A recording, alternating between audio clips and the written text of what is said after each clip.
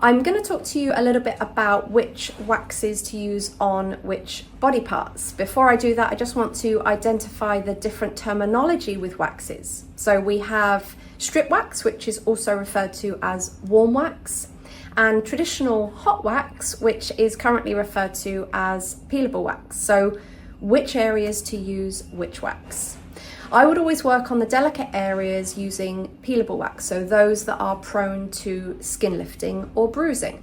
So I'd always work on the face, the underarm, the intimate area, and the male chest and upper back. For strip waxing, I would always work on the larger body areas, like the legs and the male back, because it's a much faster process of waxing and a lot more cost effective than using peelable wax on the larger body areas.